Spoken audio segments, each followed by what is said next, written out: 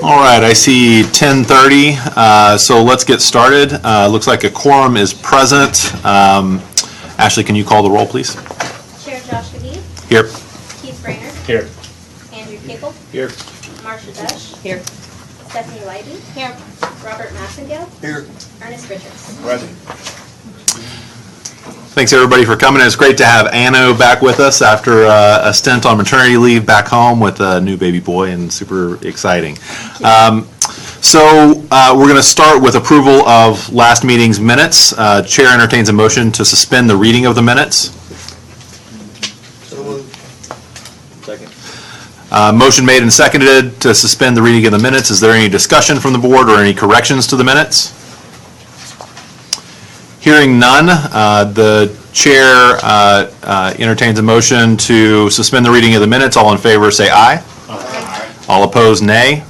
Ayes have it. Minutes will not be read. The minutes are approved as circulated. Chair entertains a motion to excuse Judge Cable and Mr. Richards from the March 1st, 2018 board meeting. So moved. Second. Motion on the floor has been made and seconded to excuse Judge Cable and Mr. Richards from the March 1st, 2018 board meeting. Is there any board discussion? Seeing none, the motion is to excuse Judge Cable and Mr. Richards from the March 1st, 2018 board meeting. All in favor say aye. Aye. All opposed, nay. Ayes have it. Judge Cable and Mr. Richards are excused from the March 1st, 2018 board meeting. All right, moving on to item C here. We're going to recognize our outgoing board actuary, Mr. May. We've got a nice resolution and a plaque here for Bob. It's been great to serve with you, Bob, and I wish you the best of luck in whatever comes next for you. You have served with great dignity, and you have really informed what the PRB has done, both before serving as a member and while as a member. So thank you very much. So I've got a resolution here that I'm going to read. Whereas the State Pension Review Board has been honored by the appointment of many distinguished citizens to serve terms among its members, and whereas Mr. Robert May has participated in PRB meetings since the year of the agency's inception, giving his input and offering his knowledge, and whereas the State Pension Review Board has been highly honored to have Mr. May among its members since his appointment in 2013 until 2018, and whereas Mr. May has served with distinction in his role since his appointment to the board actuarial position, served as the PRB's actuary when there was not one on staff, and assigned during legislative sessions, and whereas in his years of service he provided guidance and judgment to the board on countless occasions, and whereas the members of the board believe that Mr. May's loyalty and outstanding service to the board, the public employees, and other citizens of Texas deserve special recognition, now therefore be it resolved, the board extends deepest gratitude and appreciation to Mr. May for his devoted service and exemplary leadership, and wish him the very, very best for his future. Thank you, Mr. May. Thank you.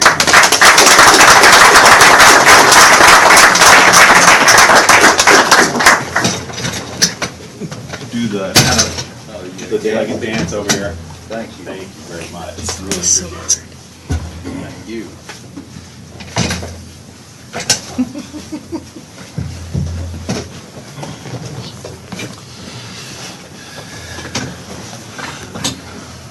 Is there anyone in the audience who would like to make public comments about Mr. May's resignation? Go ahead.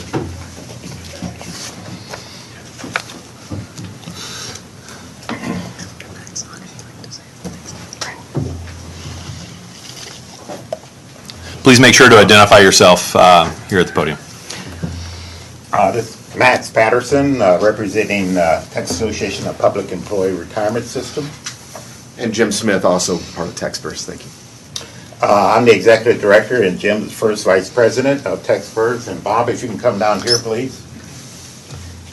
Bob has been involved with the Pension Review Board for, I don't know how many years, even almost from its inception in one regards, in one way or another.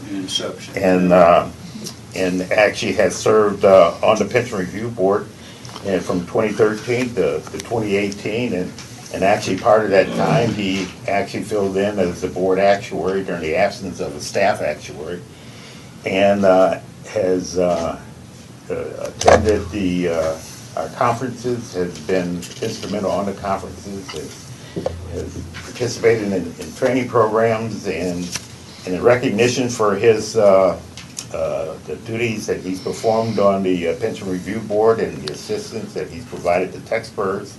We want to present to him this little this recognition and appreciation for him, and it just reads, recognizes Robert May in appreciation of outstanding and professional service as the board actuary on the State Pension Review Board from 2013 to 2018.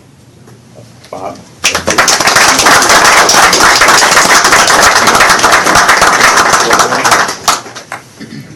Here you go. Want to hold it? Sure. Thank you. Thank you. Congratulations. All right, any other public comment? Any comment from other board members or staff? I'd just like to repeat the things that have been said, particularly Bob's professionalism, his knowledge, and your willingness to serve and fill in when we did not have an actuary. You filled that role very capably, as well as your regular role on the board, and thank you. We wish you the best of luck, Bob. Thank you. Thank you. I would like to ditto all of those comments, Bob, and just tell you how much I've enjoyed working with you. Bob and I have been working together for about 40 years, and we've sat through a lot of meetings about actuarial studies, and he meant a lot to some boards that I've worked on, and he's meant a lot to the retirement systems in general, and I really appreciate all that you've contributed to the effort, Bob. Thank you.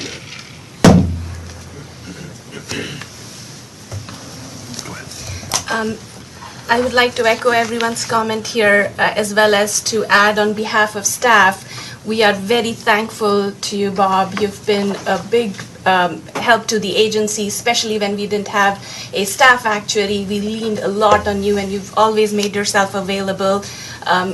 Given this is a volunteer position, we really appreciate the fact that you have spent so much time and dedicated your experience and knowledge to the agency's mission. So thank you so much for that.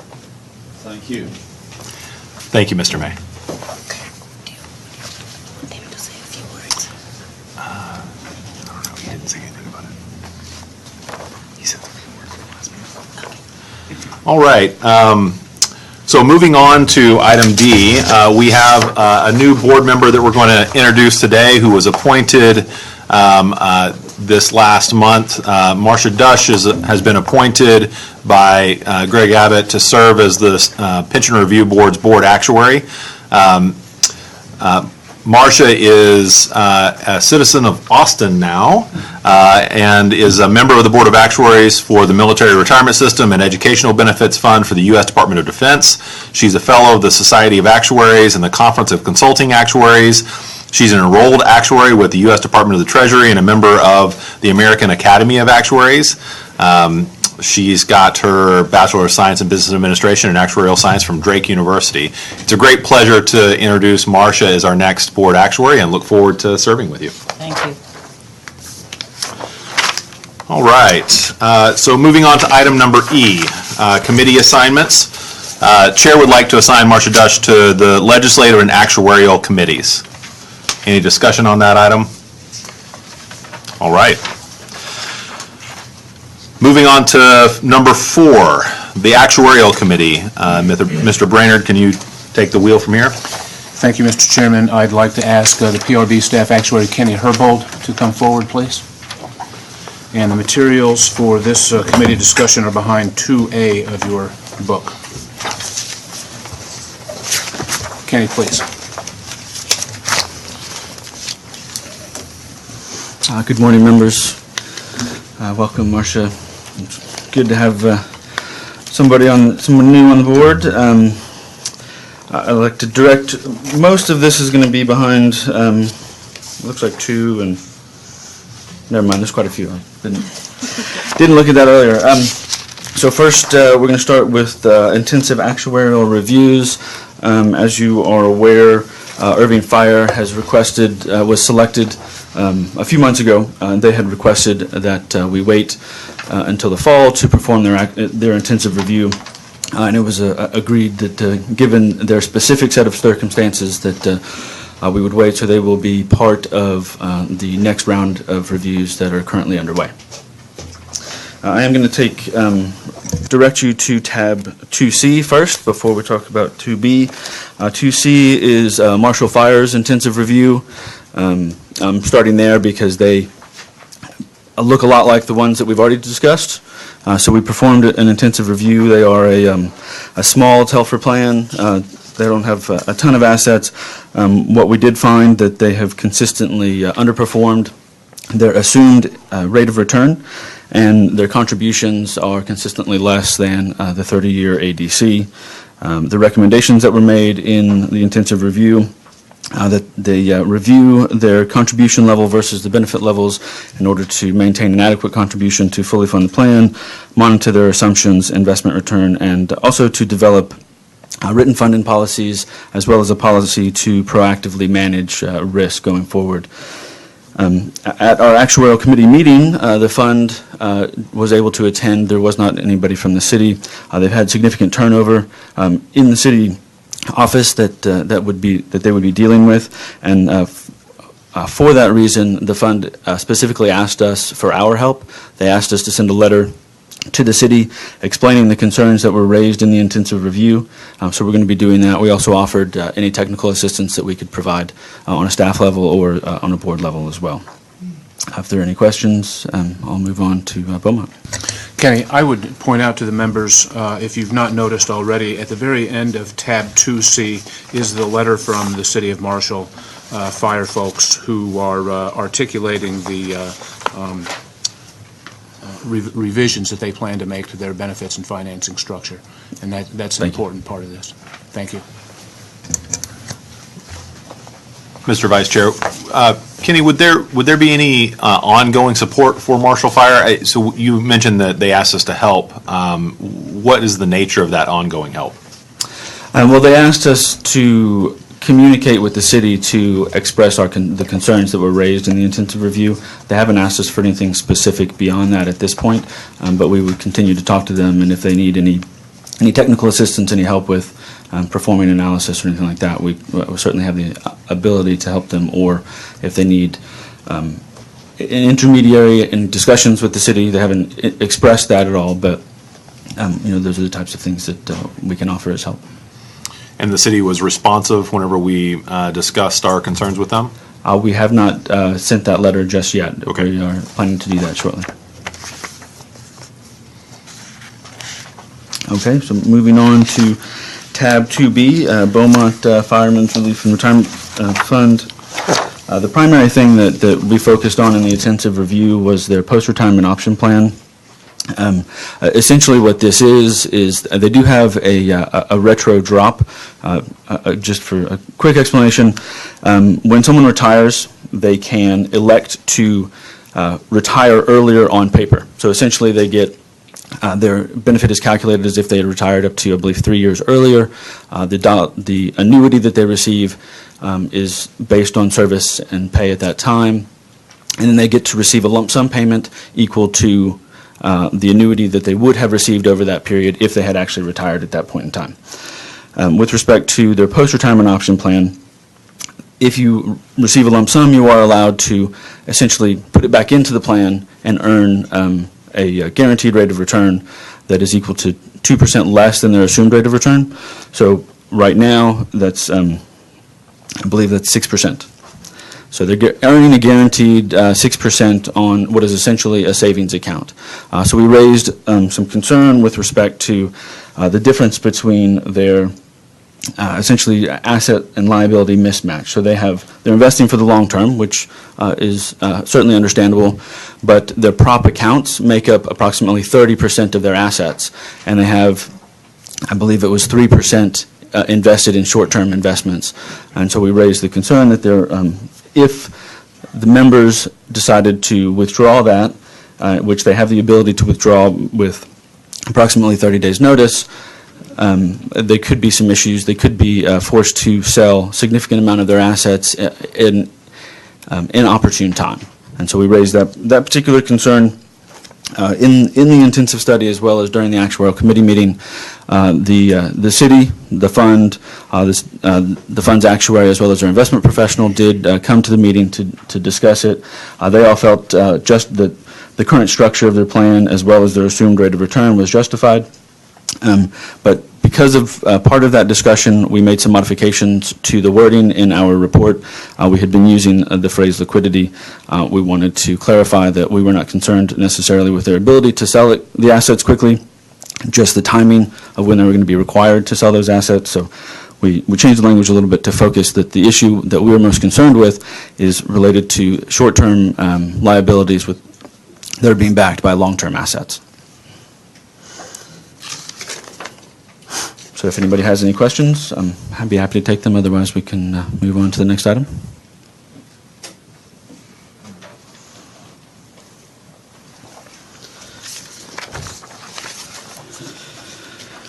All right, behind tab number 3 is a copy of our metrics spreadsheet, which all of you at this point should be at least moderately familiar with. We've seen it a few times. It shouldn't be changing for the most part at this point anytime in the near future. We have highlighted the plans in blue that we have completed reviews on. The plans highlighted in yellow are the ones that are selected for the next round. As I mentioned earlier, Irving Fire is one of them. The other two are going to be Longview Fire and Orange Fire, sorry. If there are any questions, I'd be happy to take them at this point.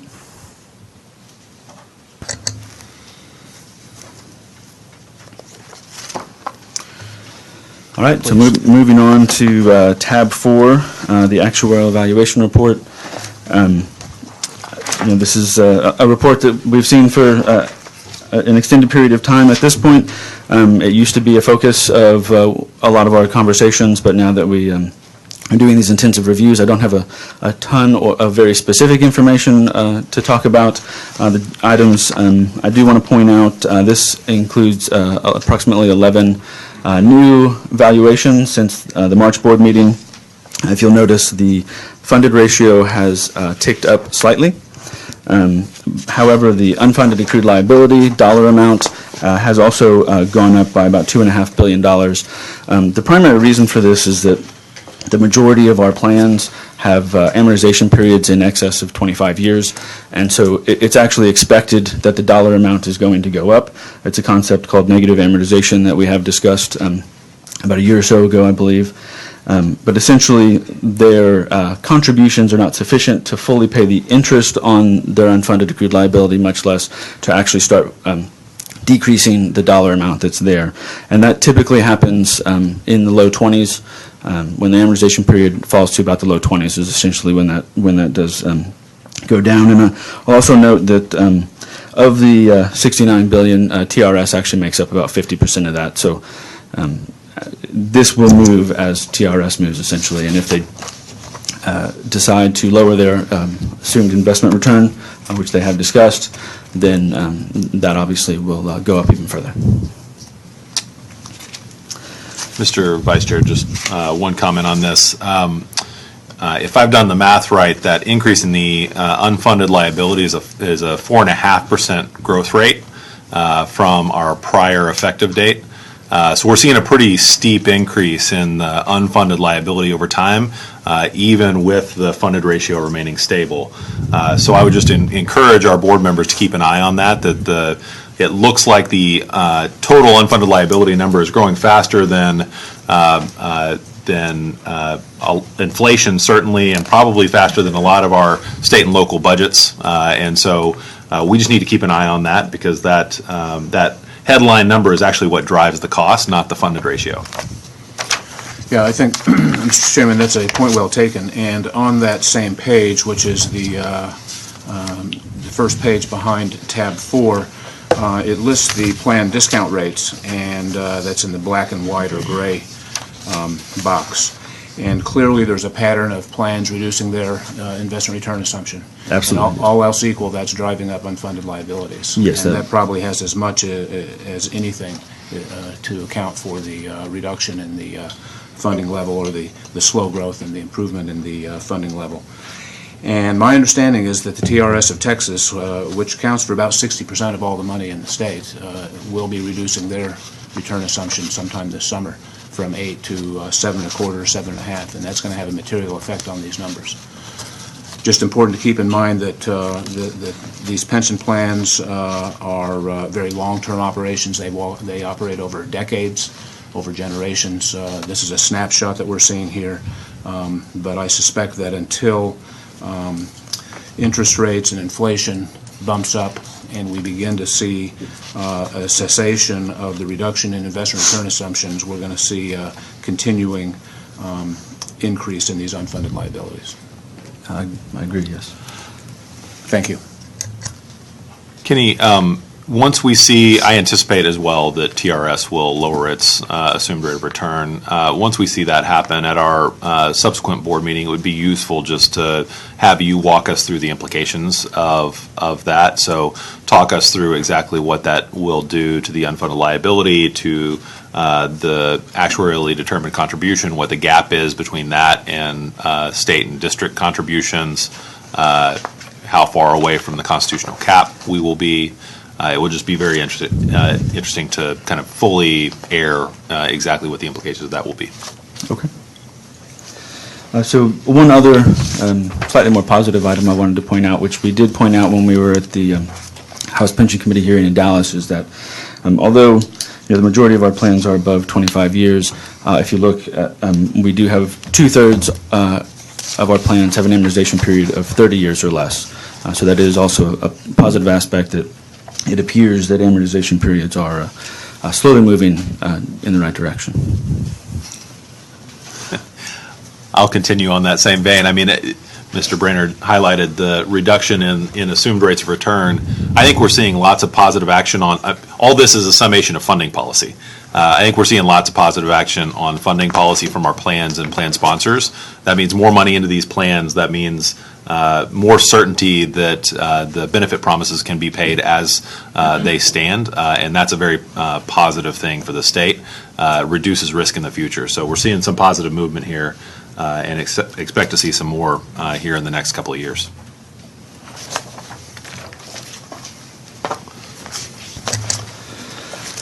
If there are no more questions, we'll move to the next item behind.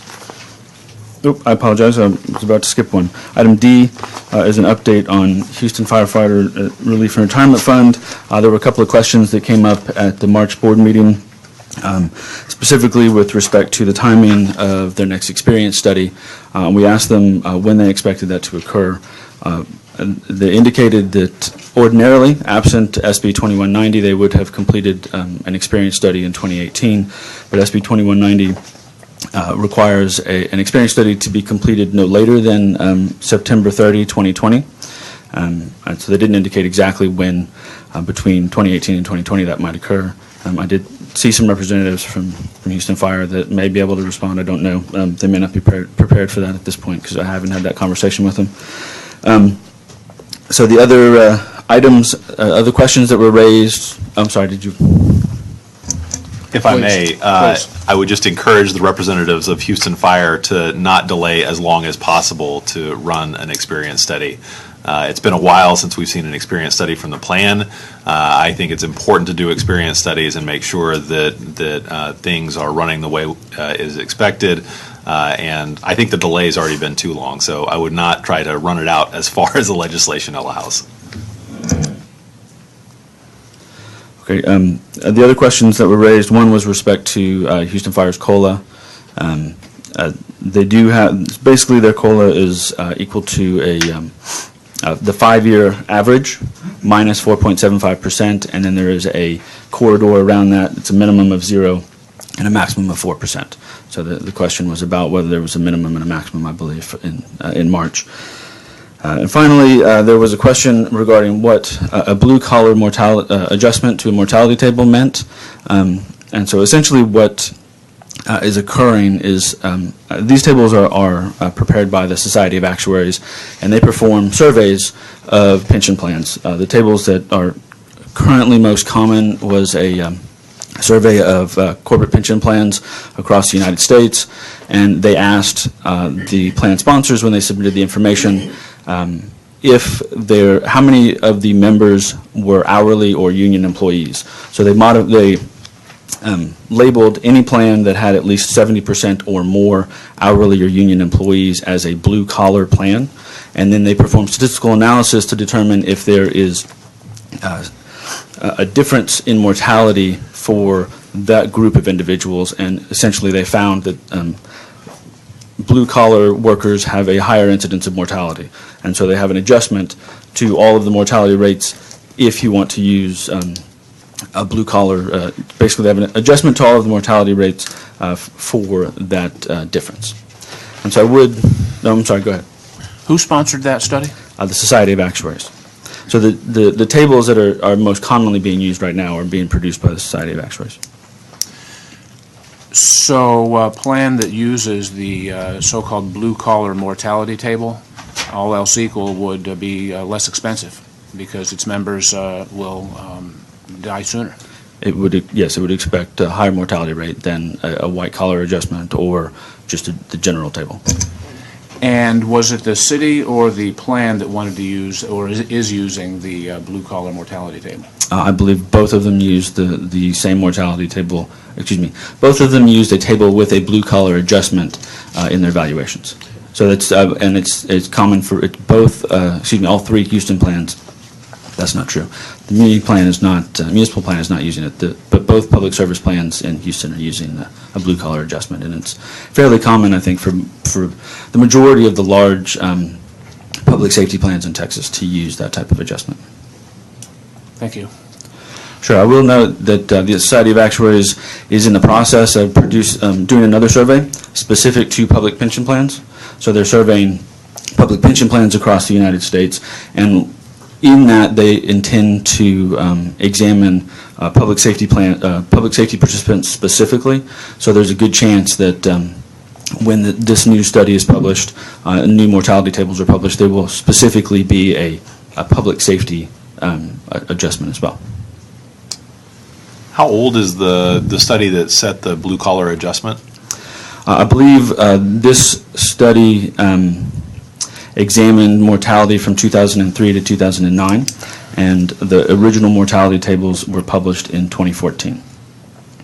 So there are additional adjustments. So there are mortality improvement projections as well that are being incorporated into these. So even though the mortality is a decade old at this point, there's still expectation that general mortality will be improving in the future. So those are incorporated into these as well. Anything else on the Houston firefighters entry, Kenny? I don't think so. Okay, on to tab 5. All right, so the next item is the funding soundness restoration plan for Fort Worth. I will remind the board that this was originally due in January of 2017. However, Fort Worth, the city did convene a task force about 2.5 years ago to start looking at these topics. They are nearing conclusion at this point. In June, the 2 June City Council meetings consisted of a couple of items. There was the first item behind tab 5 includes a timeline of actions that are expected to be occurred. The first item on there was for the June 12th board meeting, where the city is required to notify the members of the plan, of the board of the plan, that they expect to make changes at least 90 days in advance. So they did that last Friday. The city manager is expected to make recommendations in August. Final vote is expected to occur, the city council vote is expected to occur in September, and then that goes to a vote of the plan members, the active employees of the plan, and that should occur in November, and their expectation is that changes will become effective at the beginning of 2019. They have indicated that if they can't make these changes before the legislative session, they may be bringing the requested changes to the legislature. And I also wanted to note that the ordinance that was passed on June 12th does specifically mention the FSRP requirements. So one of the questions that has arisen is what's taking so long, and are they considering the FSRP? And they certainly are taking that into consideration when they examine the impact of the changes and where they need to be as far as their amortization period is concerned once they're done. Thank you. Mr. Chairman, if you would indulge me, Ms. Levy made the effort to come all the way down here to us, and I'd like to extend her an offer to say anything if you wish, but you're certainly not obligated.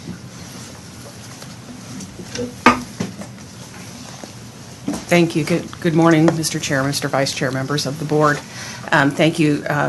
Yes, as Kenny said, there was a city council meeting on Tuesday. The council was able to pass a resolution, not quite an ordinance yet, but a resolution to provide the fund 90-day notice of its intention to present an ordinance. The task force is still meeting. We have a scheduled meeting later this month, actually next week, I believe, and then probably a follow-up meeting. I would also clarify that according to the timeline, the election that's going to be presented to the employees in November, scheduled for November, is a contribution increase election. So as of now, the proposed solvency plan is pretty much contingent on the approval of those contribution increases. So there's going to be a period of education to the employees, a pretty extensive effort to get the employees informed as to the importance of the contribution increase to the solvency of the plan. The task force has discussed alternative solutions that don't involve contributions. I'm not clear. I believe the city manager wishes to vet this further with the task force as to if the contingency option, which would just impact benefits only, will be a portion or an option within the proposed ordinance, so that the city, I think, feels very strongly the mayor and council would like to solve this pension issue locally as compared to at the state level, and I believe they're very sincere in that effort. Questions for Ms. Levy?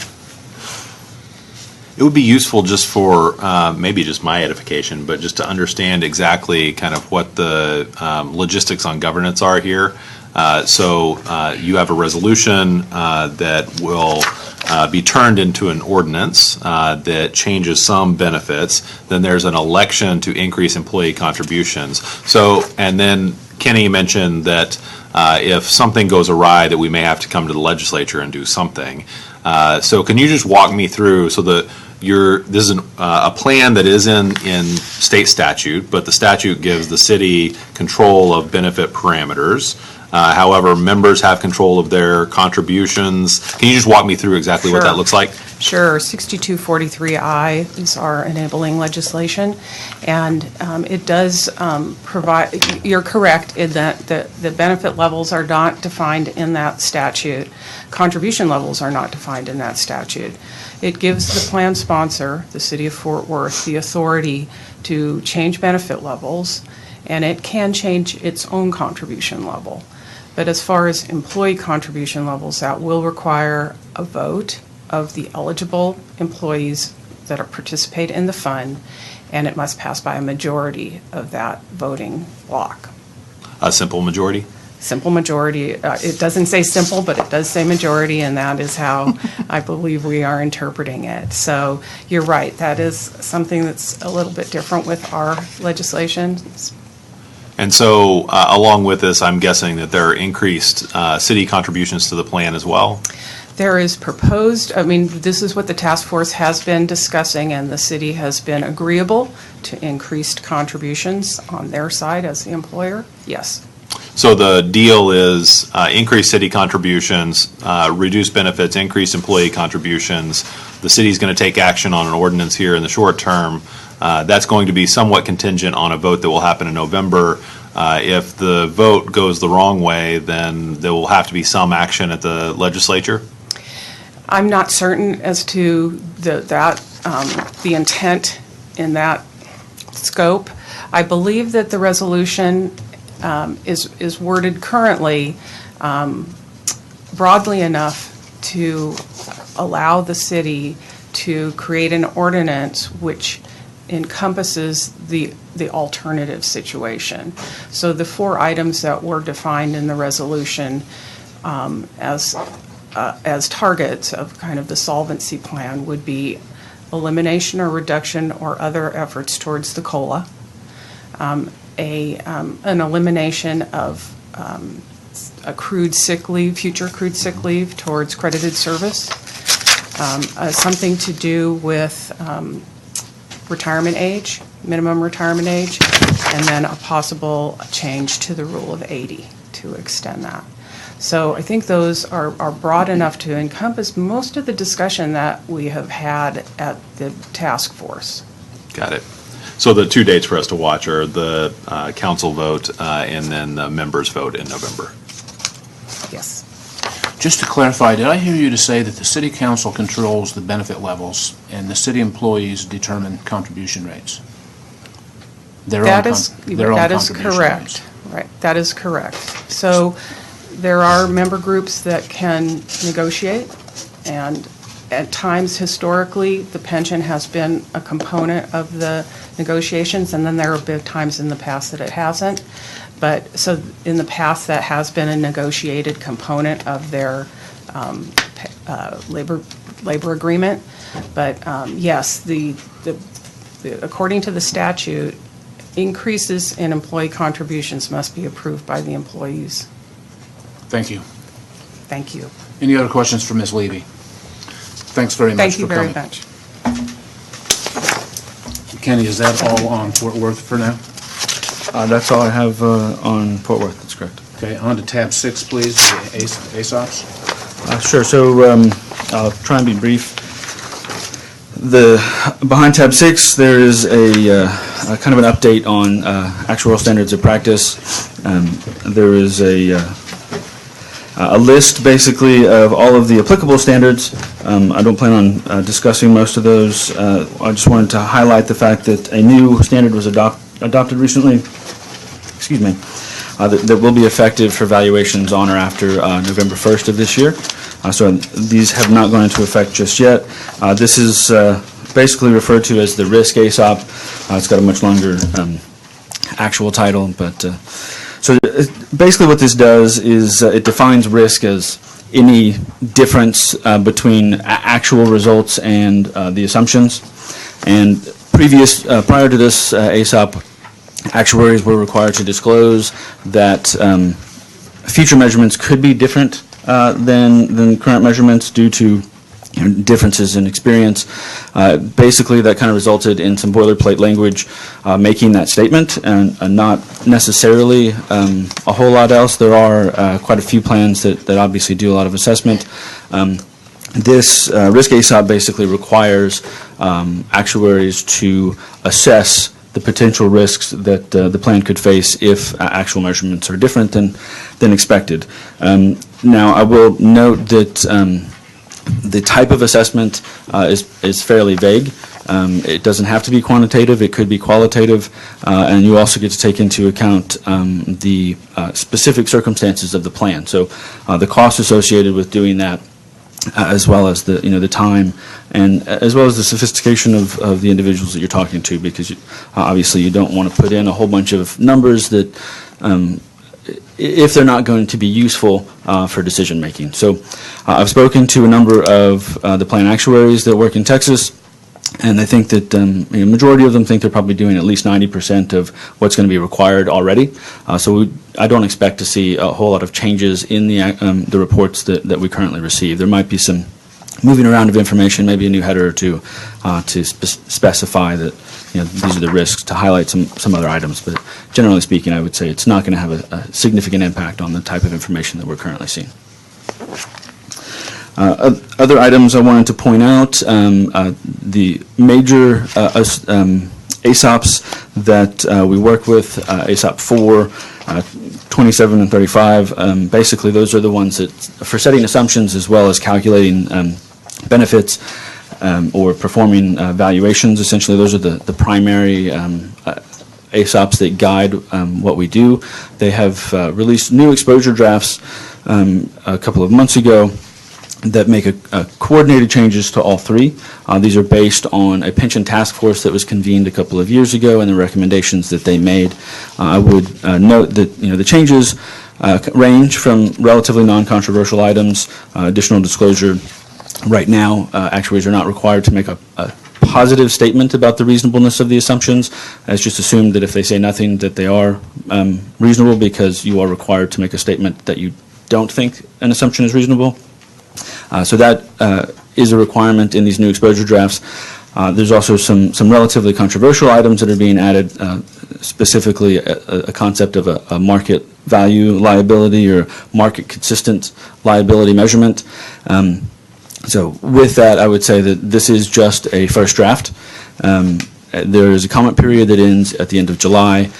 So once those comments are received, the ASOP will go back through another round of changes, and most likely it'll be a couple of years at a minimum before we see these exposure drafts being adopted and implemented. And as we saw with the risk ASOP, a number of items could significantly change, and so a lot of these more controversial items may be taken out completely, may change in somewhat.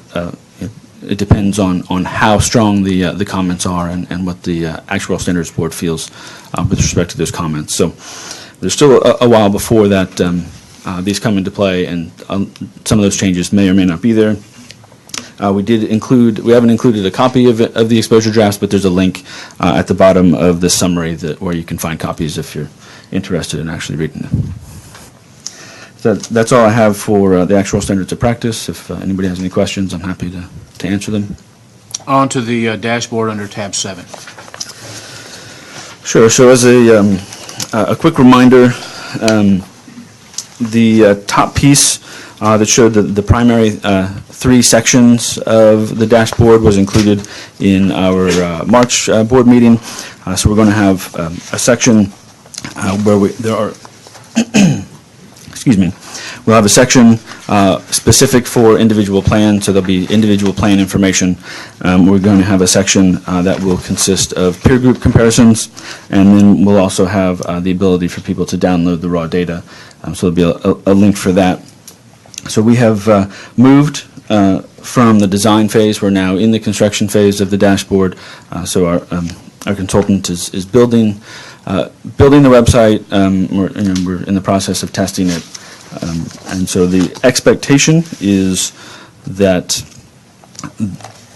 the dashboard will be complete by the end of the year. If there's any questions?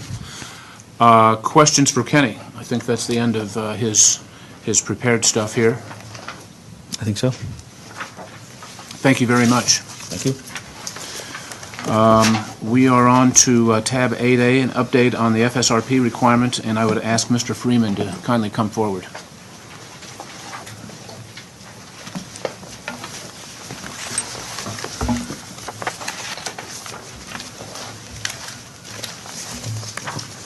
Good morning, members. I'm Reese Freeman, Financial Analyst at the Pension Review Board. Behind tab 8A, you'll find the Funding Soundness Restoration Plan Report.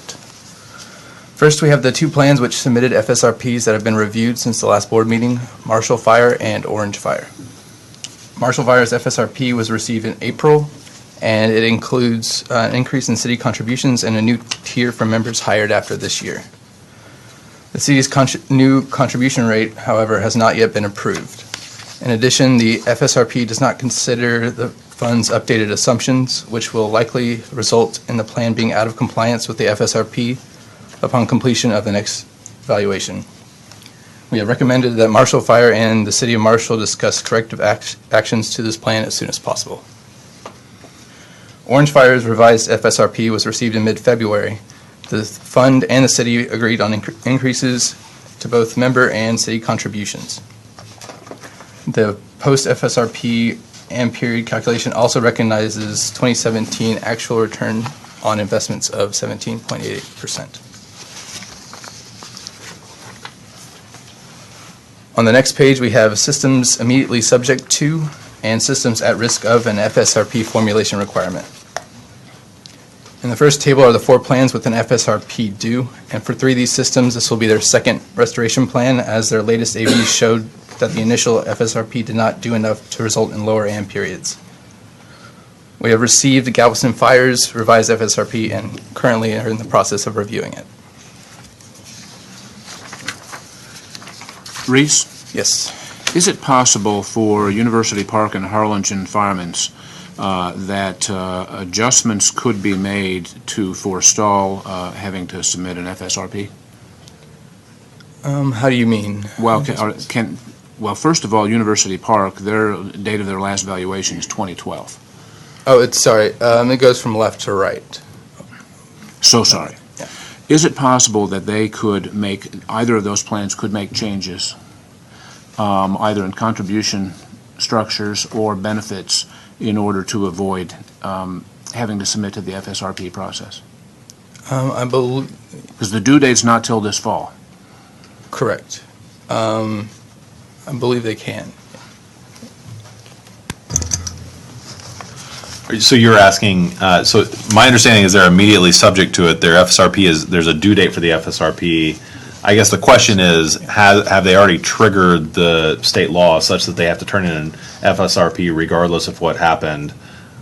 I don't, maybe the staff can say something else, but it seems like that they probably have already triggered, and if they make changes that get them below the 40, then they just turn in some paper that says, hey, we made changes to get us below the 40. Right. And that would technically be an FSRP. Right, So correct. they've passed a threshold. Yes. And, They have to turn it in. all right, thank you. The more concerning thing here for me is we're seeing several plans that are going above the 40 and then making changes as part of the FSRP that are not getting them down below the 40. And some of these aren't even really getting all that close. And so we're seeing multiple rounds of FSRPs with these plans. That's just something, I guess, for us to keep an eye on and make sure, I guess, at the staff level, whenever we see kind of second round FSRPs from plans, we probably need to apply a little additional scrutiny to what the plan that they're coming up with. I think there's probably going to be a lot of this as we see more FSRPs, just because once you are above 40, you're in a very challenging situation, and often you're talking about distributing pain, and that's just a hard thing to do, and it's hard to get all the way there in one bite. The goal year for the under 40 stays the same regardless of how many revised FSRPs they submit. Okay. So the goal year for these, once you trigger the FSRP provision, how far out is the goal year for getting below 40? It is 10 years. So there's a 10-year goal year, and you're trying to work towards that. Are there any consequences for not getting there within 10 years? I don't believe that there are. I don't believe so. All right. That might be something, so we've got on here, we don't have on here, given that we're seeing multiple FSRPs at this point, and some of these have triggered 3+ years ago, we should probably at some point keep track of how long their window is, so that we just have that on our radar. And that's actually on the next page, but for plans that have already submitted FSRPs. Nice. We're already there. All right, the next table contains systems at risk of an FSRP, and these are plans whose AM periods have increased above 40 years in their latest AVs.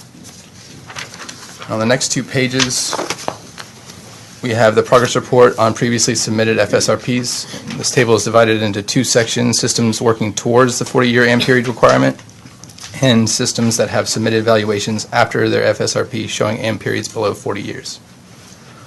While there are 2 plans on this first page with AM periods below 40 years, these are plans that have submitted FSRPs showing analysis of changes that produce an AM period of less than 40 years, but have yet to submit an AV with below 40 AM periods. Once they do so, they'll be moved to the second section of this table on the next page. On the next page, we have Lufkin Fireman's Relief and Retirement Fund, which is the second FSRP system to submit an AV with an AM period of less than 40 years. And plans in this table will be removed from the report following the board meeting in which they are presented. If the plan's AM period in any subsequent AV exceeds 40 years, it will return on the report. on the systems at risk of an FSRP watch list. So is that to say if they ever go above 40, they'll be back on the list? Yes. Well, yes. If they ever go back above 40, they'll be on the watch list. And if they have 2 consecutive valuations, or 3 consecutive valuations every year, or 2 valuations, if they do it every other year, they will be on. They just go back into the mix with all the other plans? Yes, correct. Doesn't change anything? It doesn't change, yeah. Thank you.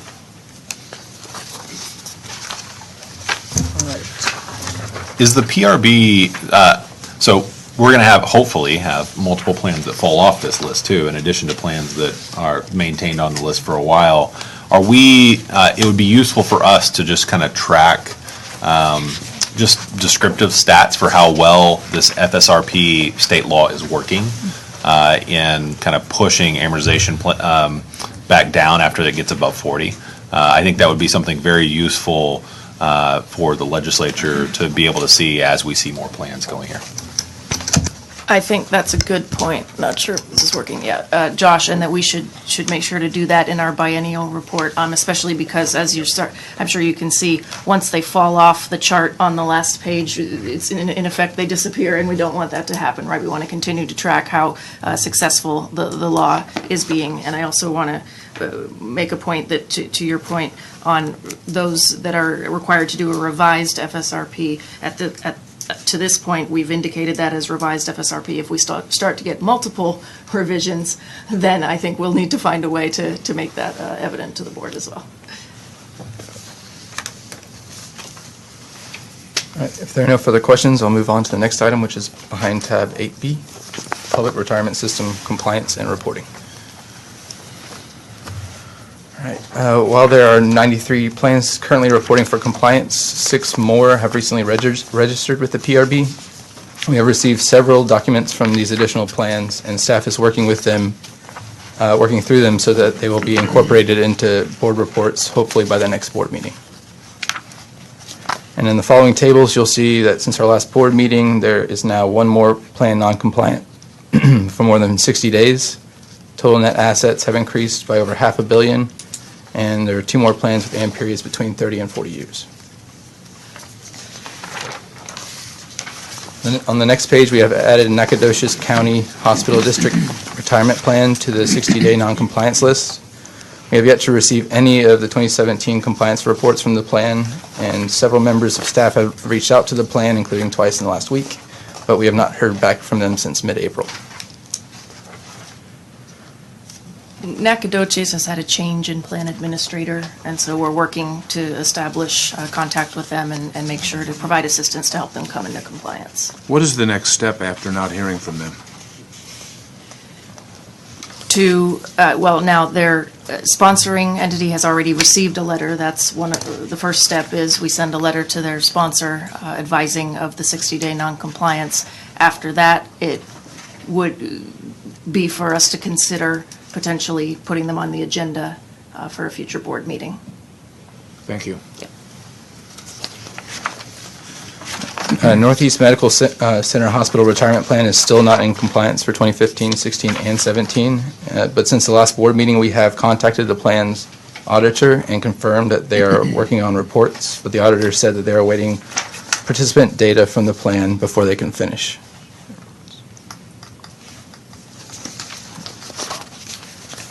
And the last pages in this tab contain letters sent to the sponsors of non-compliant plans and also a breakdown by plan of reported total net assets.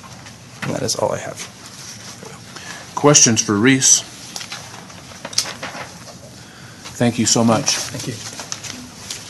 So Northeast Medical has been, of course, out of compliance with the audit requirement and others for going on 3 years now. So we have a motion to, as we just discussed, take the avenue of putting them on the agenda to try to get them to come and hear from them and help guide them towards compliance at our next meeting.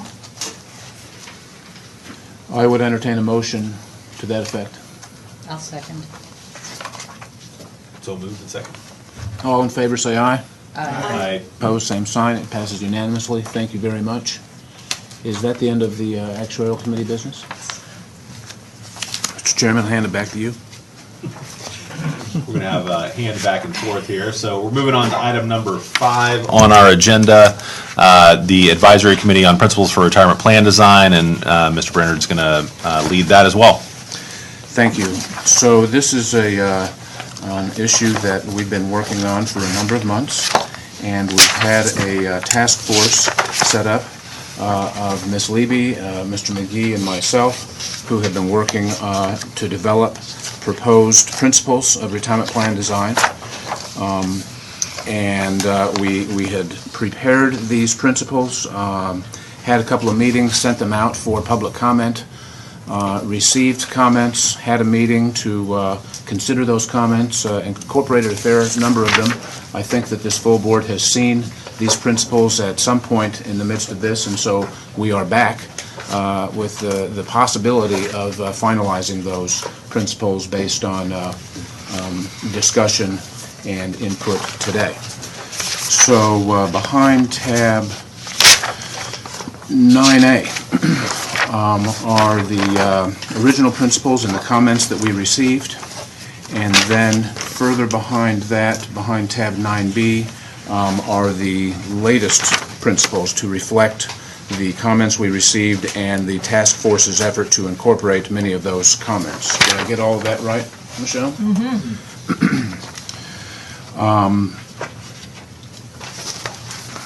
So I would send out these principles as they are behind tab 9B for board discussion for the moment.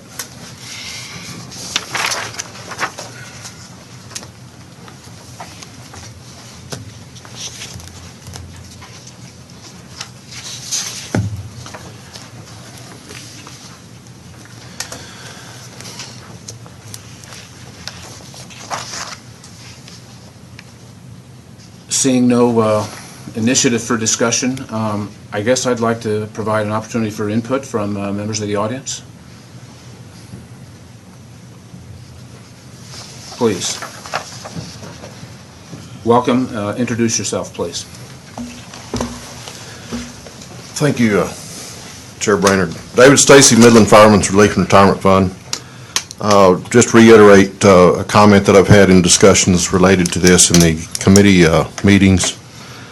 While I laud the committee's efforts to come up with a broad outline of principles of retirement system design, and I think that's a good cause, and I appreciate the effort and that the board has elected to consider that as a endorsement or publication of these principles. But once again, I take exception to the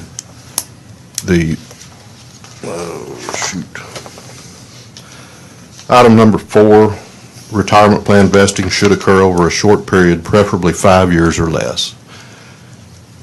And I haven't put it this way before, and I don't know that it's really been completely understood. Maybe it has. But my plan has somewhere in the neighborhood of 180, 190 participants, has for a number of years. In the last several years, we have 7 or 8 folks of those participants, of those active participants, leave in less than 10 years. And out of that, there's somewhere between 1 and 3 of that group that leave with more than 5 years, but less than 10 years. Our plan, my plan, has 10-year vesting. And my plan is consistent with, by far, the majority of the TELFRA plans, which constitute almost half of the plans that report to this agency. So, in fact, there's some of the TELFRA plans that have 20-year vesting. And I would like to point out that in the TELFRA statute, plan design, including vesting periods, is determined by an actuary that signs off and says that the financial arrangement is adequate for a particular benefit change. That the board of trustees of that plan has to approve this benefit change. And that benefit change has to go to a vote of the membership of which a majority of those, over 50% of the membership has to vote, first of all. And a majority of those that vote will carry the plan. So it truly is a local decision and a local plan participant-driven decision as to benefit changes, including vesting periods. The reason I bring that up is because in the event, somewhere down the road, which is not far-fetched to think, that every time the PRB, the board, comes up with a recommendation, I say every time, frequently, and more so of later years, when the board comes up with a researched process and says that this is our recommendation, whether it be in the definition of financial soundness or potentially in principles of retirement plan design, that someone in the legislature decides, oh, hell, this needs to be a law. And all of a sudden, it's no longer a recommendation, it's a law. And if that were to occur, that would actuarially negatively impact my plan based on my demographics today. And my plan is fairly consistent with almost half of the plans that report to this agency. I mean, I'm not anything special in plan design relative to most of my peers in the Telfer group. So in that respect, I speak for the Telfer group as a whole, that recommending a number that is 5 years, and I know the language was changed that 5 years or less, and it was changed to preferably 5 years or less. And I appreciate that consideration. But I do still feel strongly that that potentially has a negative impact on my plan from a legislative standpoint. For years, TMRS, most of the Telfer plans, their non-fire employees are covered in TMRS. TMRS for years had 10-year vesting almost across the board. And multiple cities over a handful of years, a number of years, over actually about the last 10 or 15 years, have adopted TMRS, offered an option for a 5-year vesting instead of a 10-year vesting, and a number, but not all of the cities, have elected to move to that. What is good for the cities, regular non-uniform employees, non-public safety employees, is not necessarily good for fire employees. And I think it's appropriate to allow local jurisdictions and local plans to determine what their plan design is appropriate for them. So I would just like to reiterate that I take exception to defining a number of 5 years. Thank you. Thank you very much. We appreciate you sharing your comments. Is there anyone else who'd like to comment on these principles? Partly to Mr. Stacy's point, I would say that obviously when designing a retirement plan, we're trying to accommodate multiple, often competing objectives of multiple stakeholders, including taxpayers and employees, employers, plan participants, and so on. And I think I speak for at least some of the folks on this dais who believe that working for an employer, in this case the public sector, for at least a few years ought to yield something in the way of a retirement benefit. And our concern is that there will be some employees who come to work, say, for 7 or 8 years, who, for whatever reason, perhaps that is outside of their control, who have to leave their job. And we don't want to see folks like that walk away with nothing in the way of a retirement benefit other than their own contributions. That there ought to be something to show for that time frame. And there are easy ways to get around a vesting period. One of them is a graduated retirement multiplier structure, where you can provide a relatively modest multiplier for the first few years, and then you can increase that to create an incentive to stay longer, and there are a number of retirement plans around the United States that employ those things. There are other ways to do it as well. So this really is not a one-size-fits-all. In addition, to the point that the legislature takes this on and views this as an edict, we're just the Pension Review Board. And we take pains in here to say that these are guidelines, and they are simply guidelines. And if the legislature wants to hand down a uniform, one-size-fits-all vesting period, I would not support that, for one thing. And for another, that's a policy discussion to take up with the legislature. But our role here in this particular case is to make suggestions for guidelines as to what a retirement plan ought to look like for employees of state and local government. Can I clarify one thing? Briefly, please. Sorry, but I need to clarify that I recognize that the need for not leaving with nothing after a handful of years. But I can speak for the majority of the TELPR plans, which make up the majority of the reporting agencies to this, or reporting plans to this agency.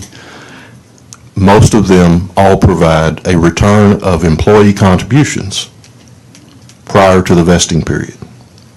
So it's not like they're leaving with nothing.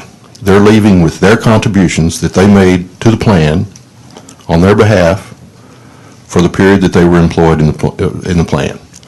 And if they leave prior to the vesting period, they can either leave their money in the plan, in many cases, with no significant or no financial benefit typically.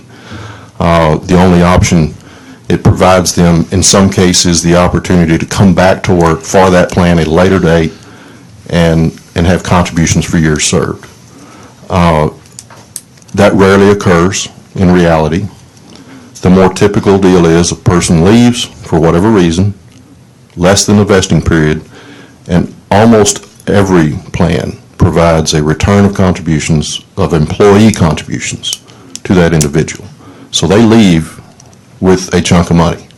Now, you can argue that whether that chunk of money fairly represents time served in that plan. I understand that argument. I disagree with making that argument because the plans use the vesting period as a retention tool. And I think in our case, it truly shows that not as many, once you've got 10 years, once you reach the vesting period, people generally don't leave. But anything before that, we have people coming and going all the time. And there is undoubtedly a cost to the plan if the plan is forced to reduce the vesting period, because we'd be incurring a liability that we don't currently keep on the books actuarially. There's no liability to incur. But I just want to reiterate that the contributions are returned typically to the employees. Thank you very much. Questions, comments from the board? Just one comment. I agree with what Vice Chair Brainerd said about vesting. I think it's important to note that these plans are supposed to be a tool for retirement security, and to the extent that we leave public workers without off the path to retirement security, we are doing a disservice to those public workers. And I think long vesting periods leave a lot of people off the path to retirement security, and that's a shame. I think that second point is so I come from the academic world. I've seen no empirical evidence that vesting actually operates as a retention tool. Early in people's careers, they leave for a variety of reasons. In most instances, once you work 10 years in a place, it's highly likely that you're going to work 10 years in a place. It's not the vesting period that causes that. So the vesting period is not causal in leading people to remain. It's just a penalty a retirement security penalty if you happen to leave. Now, I'd be happy to update my beliefs if there are actual empirical evidence. I have seen none, and I've seen lots of people look into it. So given that, I have a strong preference to make sure that we protect the retirement security of all workers who work for the state of Texas. Can I make a comment? And again, I'm still operating on limited knowledge of these programs, and so pardon me.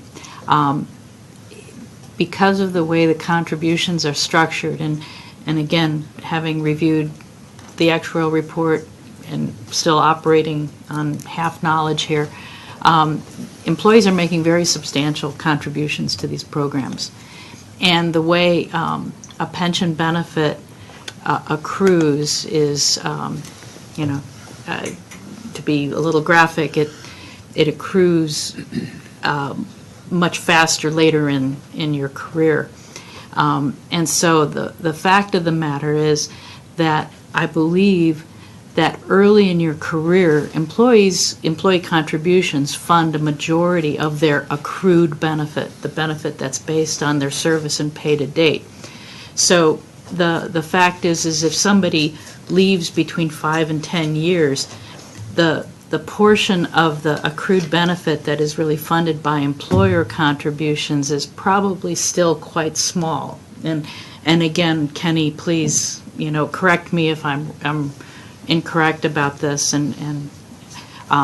So first of all, I also believe that most of the data that I've seen is most of the turnover does happen in the first 5 years, and that once you do hit 5 years, you do have a relatively stable workforce.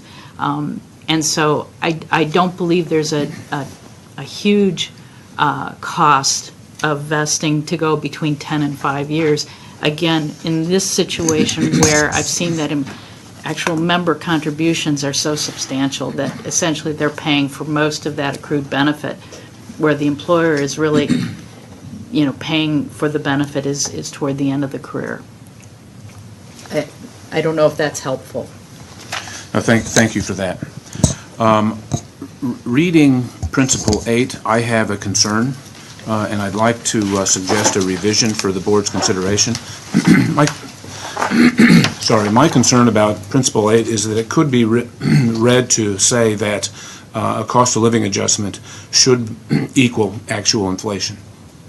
And that could become catastrophic for a pension plan to guarantee a cost of living adjustment that is linked to inflation.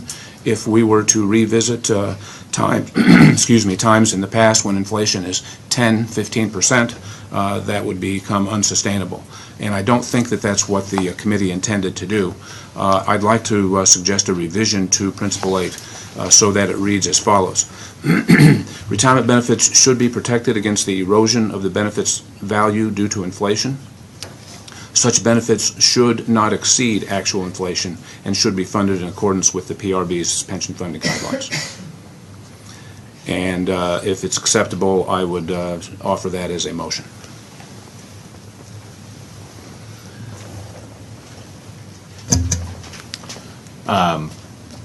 As part of the advisory committee on this, that sounds great to me.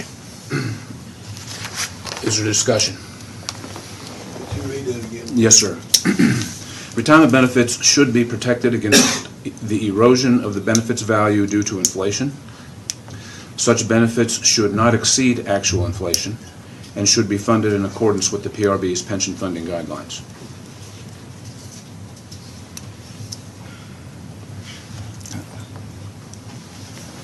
Do you want a motion on the entire package with that modification? First, I think I'd like to have a motion just on that amendment. I'm not sure we need a motion on the amendment. We could just maybe just note that amendment when we have the motion on the entire package. Okay, well enough.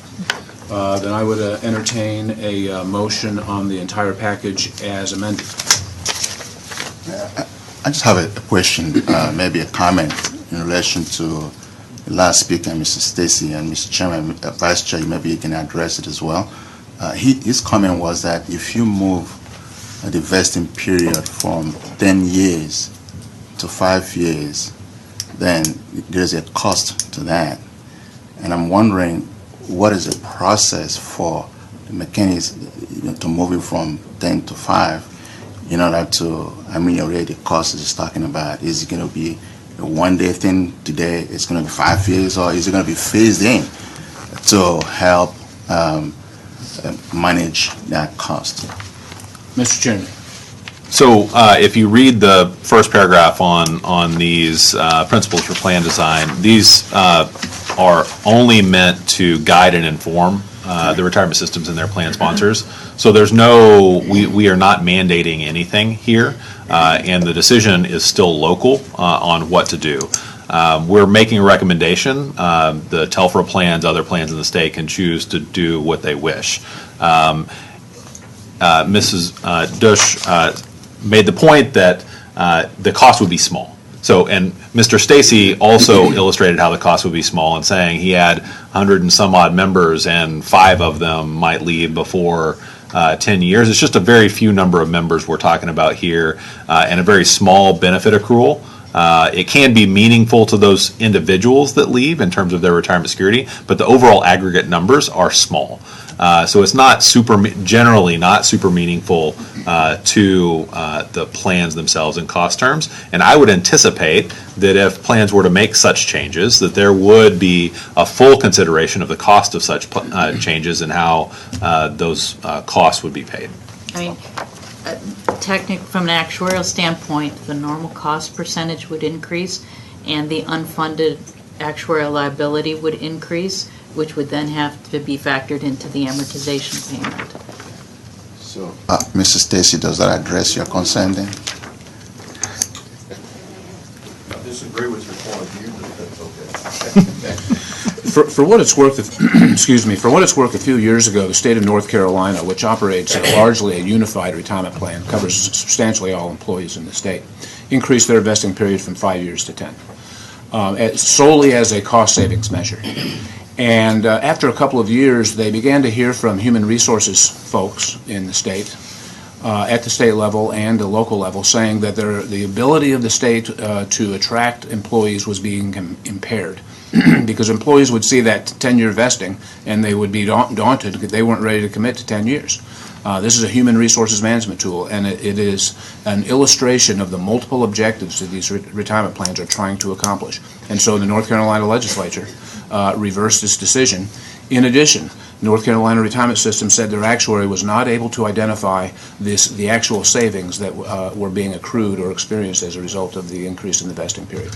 So there was no meaningful change in the cost of the plan by virtue of that change.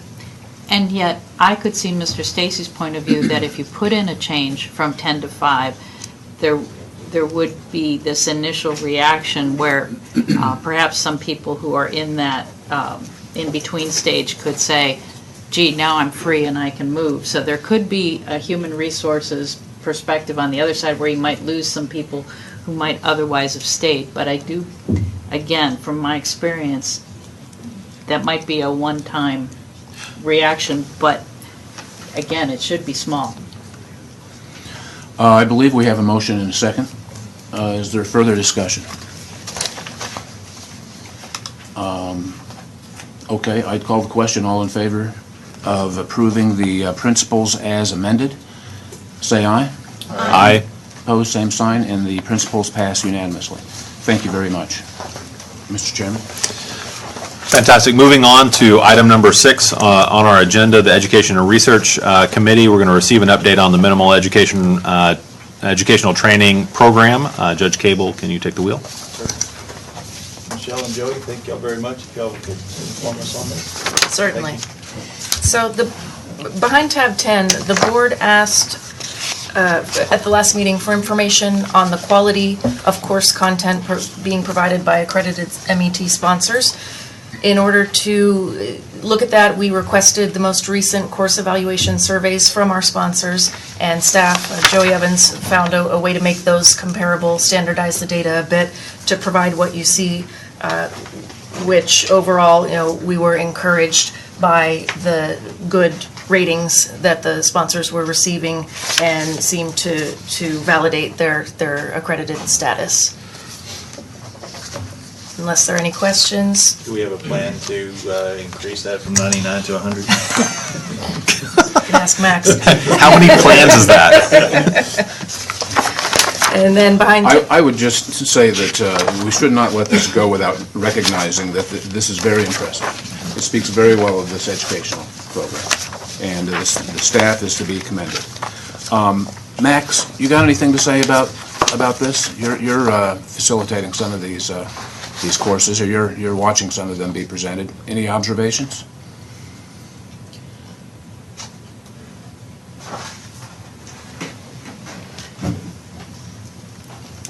The only thing I would say is that we made a change sometime back in the instructors that we used. Initially we used to use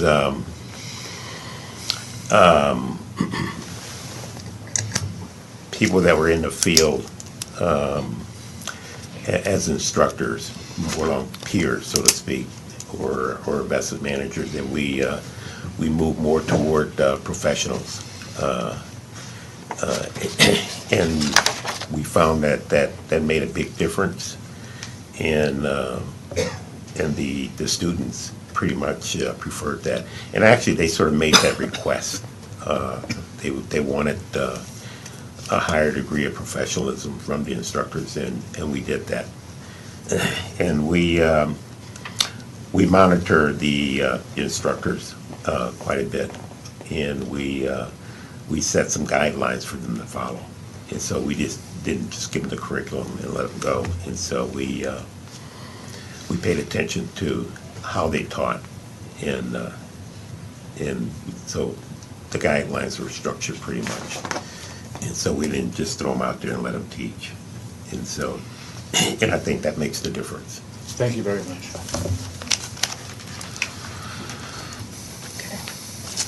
Then behind 10B is our MET compliance reporting, and similar to the financial reporting side, we have one non-compliant plan which we've spoken about previously and are trying to work with them to get their training reports filed.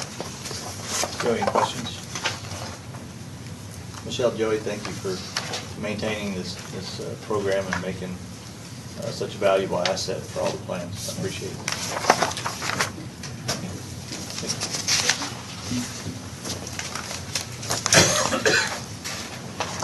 All right, so moving on to item number 7 on our agenda, the Legislative Committee. We're going to talk about a few items. Mr. Massengale, can you take the wheel? Chairman, would you allow me to call on Michelle Lane? So the legislative committees have been holding their interim hearings. Anu, Kenny, and Vice Chair Brainerd presented before Senate State Affairs in April and were asked to testify on retirement plan design, actuarial assumptions, and focused on the investment rate of return assumption. Then Kenny and I traveled in May to Dallas for the House Pensions Committee, which looked at funding soundness of defined benefit plans, as well as an update on the Dallas pension reform bill. Both hearings went well, and we have not heard whether to expect additional pension interim hearings this cycle or not. Next, we have an update from Mark Seitel and Kenny Herbold on staff regarding the legislative interim study topic on asset pooling.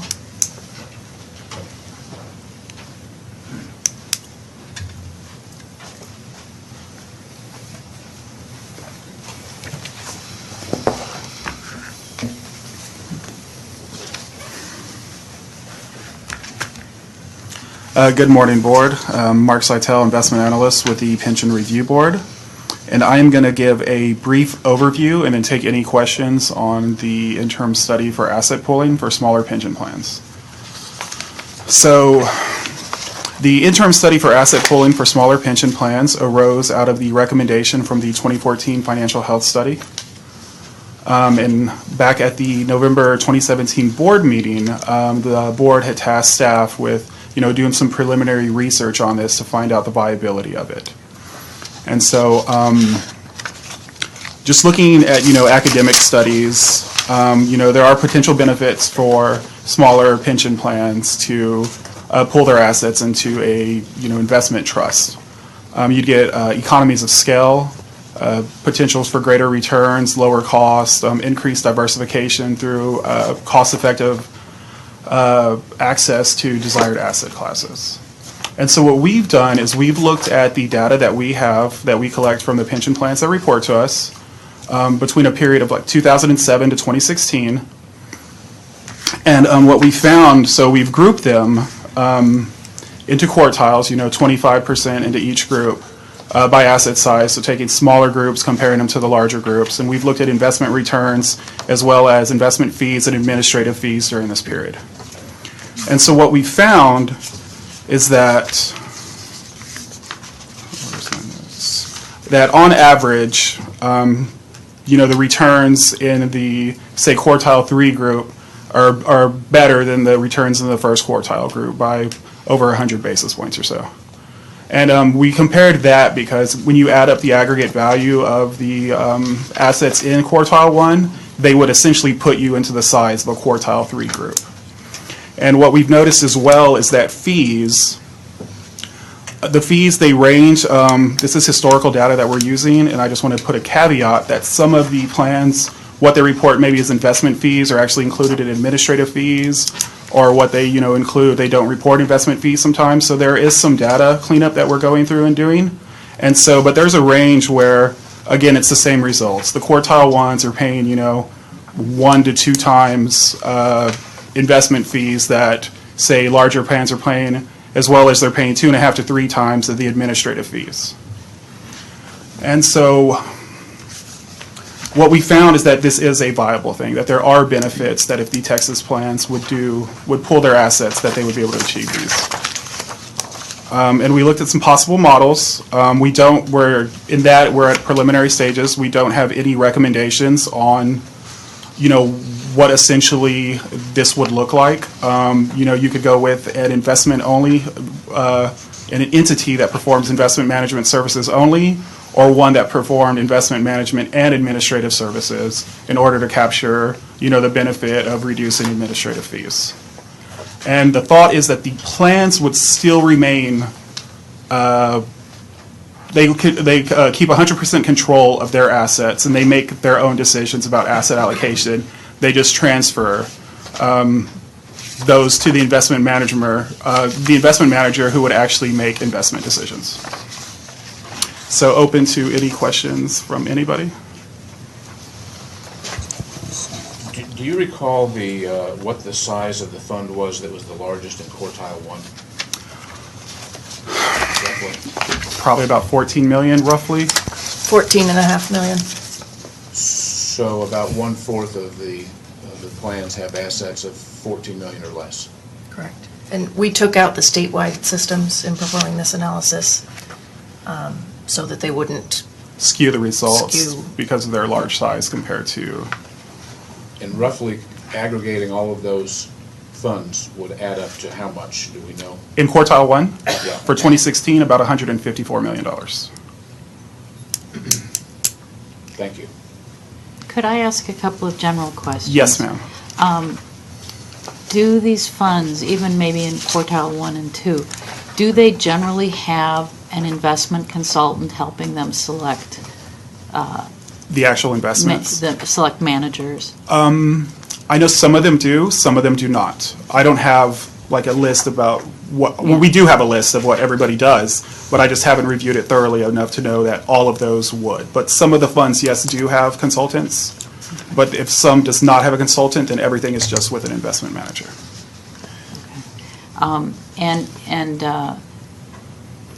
Is there, I assume every one of these plans has filed an investment policy with the PRB? Yes, ma'am. And have we looked at all with respect to whether or not the investments are in compliance with the policy, or is that part of our purview at all?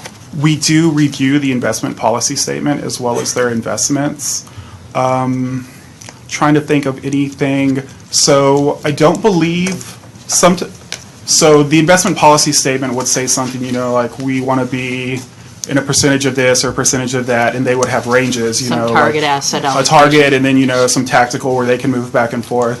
And I don't believe I found anybody to be, not within their investment policy statement, as well as, they may have prohibited investments where they say, we can't invest in this or we can't invest in that, or if the manager does, they have to have written permission beforehand. So I think everybody is generally in compliance. It seems to me that, Keith, at the NASRA, there's a model investment policy recommendation or whatever, and that it it could be something, considering these low investment returns, no matter how this study comes out, it does seem to me that there's some work that could be done to look at whether or not the investment policy statements are could use some beefing up in accordance with best practices. I don't know if I'm phrasing that appropriately, but just say something that could be considered later on. I think that's great. Another thing, kind of just to follow on there, I don't know, so it's great, the work that you've done so far on this is fantastic. It's really unearthing some key information that will help inform us and will help inform the legislature, so that's great. I'm surprised by the scale of the differences here, that, especially on the fees numbers, that's really big. You know, 1.5 to 2x on investment and then 2.5 to 3 on administrative is a really big difference. So one of the things that I would be interested in is looking at whether there are differences in asset allocation between the quartiles. I would also, so you're comparing here, it would be interesting, you got quartiles, so you're doing 25% chunks, and you're having to compare the bottom 25 to the 25% that's a little above average. Yes. So it might be interesting to do quintiles, so you have 20% and you compare it to the middle, just so that you can compare to average. And then it's also just interesting to see how that varies across. So whenever you do the actual analysis, the full analysis, it would be great to, you know, see that sliced and diced so that we could actually see how it varies within and how asset allocation varies within. And I would say my concern about expenses is that's really where an investment consultant should be helping. And so I might also look at it as those plans with an investment consultant and those without. Not saying that every investment consultant would be a crackerjack, but to me it seems that there should be savings if you invest in using an investment consultant. So do you recall as a median or average what these quartile 1 plans are paying in investment expenses? Like over the 10 years, like from the 2007 to 2016, I believe it's like 94, as an average, it's 94 basis points as a percentage of assets for the quartile 1. And then the quartile like 3 would maybe be down to like 42 basis points or something as a percentage of assets. And just recalling your NASRA numbers, the average for big public plans is going to be between 40 and 50. Yeah. And then, so I would just say probably double that. And as we also looked at it from a 5-year period, just because fees have been trending lower just over this last decade, just according to the data that we have. And there, it's still where, like, I think it falls to like 80-something basis points compared down to, you know, you're still in the low 40s, high 30s basis points as a percentage of assets. You know, the big focus when you look at defined contribution plans today is on expenses and making sure that employee 401k plans, 403b plans are operating with low-cost administrators and low-cost funds. You know, employees have such a share of the cost of these defined benefit plans that I think it really is a very important aspect to look at, because essentially members are paying these expenses through their employee contributions. And from just looking at some of the plans that we've examined, a lot of the pension plans are using, you know, active management. And so they're paying more, and necessarily, you know, the returns that they're getting, I don't know if they're, you know, I guess that's the cost benefit. Are the returns that they're getting worth the extra fees that they're paying? And again, my point would be that that would be based, if you had a decent investment consultant, they can provide you with that data. Yes. So what comes next with regard to this study? We would welcome input from the board on, you know, what they would like to see. Or Yeah, if you all have any additional comments besides what you've made to this point, and beyond that, we expect to be having a motion about the next steps. Basically, we'd like to work with the actuarial committee, because the next actuarial committee meeting occurs before the next board meeting. So we'll be producing a report, and so we're asking the board to have staff work with the actuarial committee to continue the research and produce a report of the findings. Thank you. I note that as one member of this board, I'd like to see the data. I'd be interested in seeing these. Do we collect information on returns of individual asset classes and those compared to their bogey? Such as, what are they making on public equities compared to the S&P 500? Well, from the actual plans, what we get is what their actual investment returns are. For the whole fund? For the whole fund, yes. We're They not don't going actually down below that level? They don't. I mean, we could go out and get, sometimes they'll report I don't think they report benchmarks, but through these intensive studies we've been doing, we've asked for extra information. But on the aggregate, we would be missing that information, so. Yeah, I don't want to ask you to do that. That would be a lot. Well, one thing definitely I like to see, I would be interested in if it's possible to incorporate it in your study is management experience. I remember when I was in business school, if you're going to invest in a mutual fund, you wanted to find out, for instance, who the manager was. A famous guy back in the day was Peter Lynch, and he had this experience. He's been there for 10 years. There's consistency in the returns. And so if it is possible in your study to incorporate management experience, just give us an idea. Has it been 10 years? Has it been 5 years? That's only to the extent that it's possible. Well, just from looking at, the actual funds that the plans that we've analyzed or invested in, most of them are going to be, with big institutional.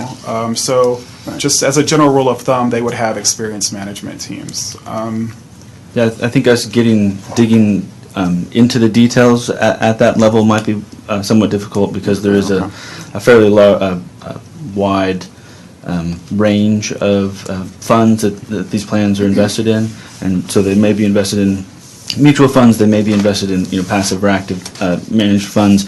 They may have their own investment consultant who is doing some of the work themselves, depending on the size of the fund. So I think that would be a rather enormous task to try and dig down to that level. So, I would be interested in knowing what the value of these funds would be if they achieved quartile 3 returns during the measured time frame. Okay. I think that was part of what we had. So planned to add on include. average 100 basis points to their return during that time frame, because that was the identified difference, right? Yes. So one of the things we had done, but we didn't include in this, is what an estimated value would have been, what kind of, actually trying to monetize the benefit of this. Sure. So, yeah, so we definitely have that information, and Mark has already planned to incorporate that into his report, so we can definitely do that. Great. Are there any just downfalls or risk? Because I would assume that for the relative small value of those plans that are in quartile 1, their value's never going to equal the value of a quarter 3 plan to be able to achieve those same returns or reduced expenditures. And so you're going to need people from quartile 3 and quartile 4 to participate in pooling their assets as well with people in quartile 1.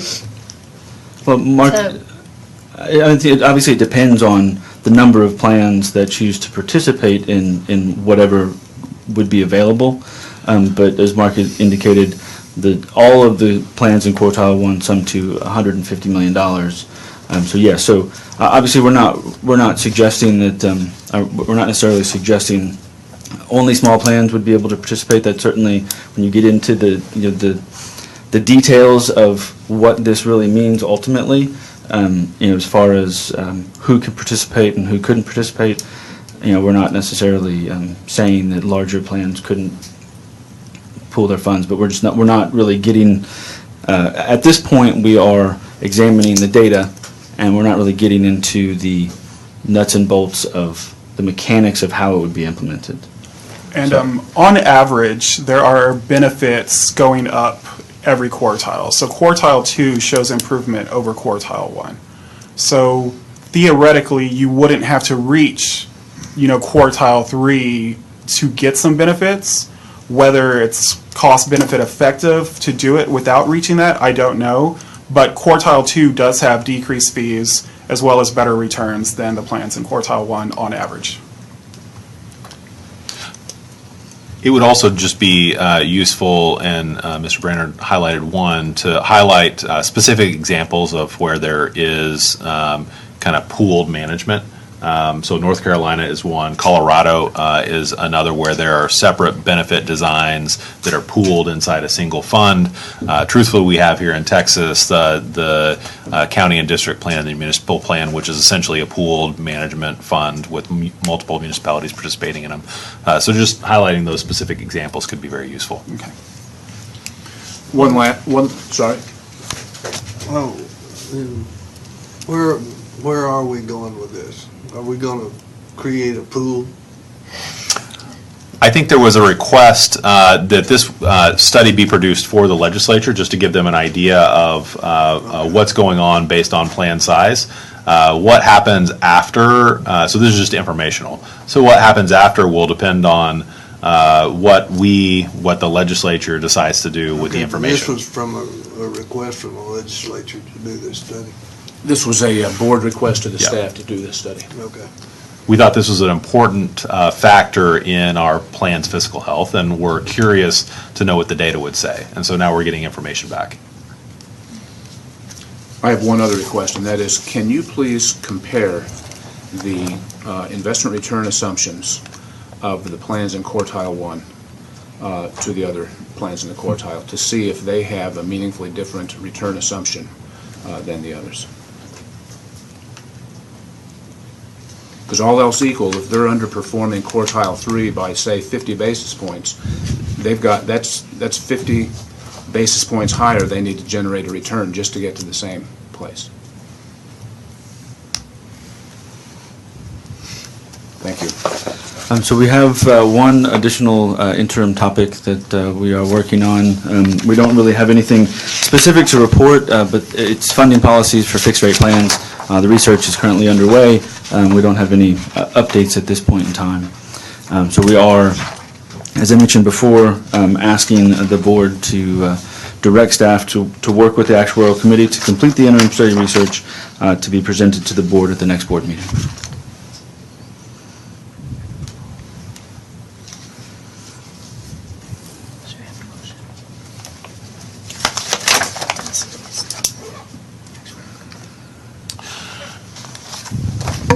Mr. Massaguela, I believe we have a motion to task the actuarial committee to complete the interim study research and to present the findings to the full board at the next board meeting. Do I have a motion and a second? So moved. So the motion has been made and seconded to task the actuarial committee to complete the interim study research and to present the findings to the full board at the next board meeting. All in favor say aye. Aye. All opposed, nay. Motion passes.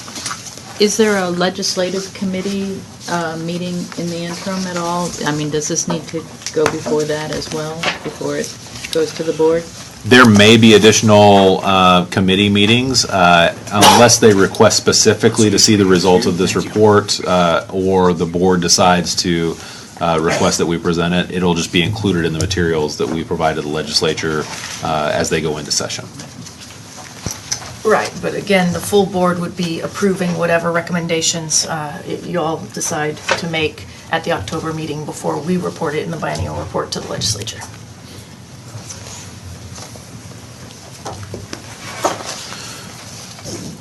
All right.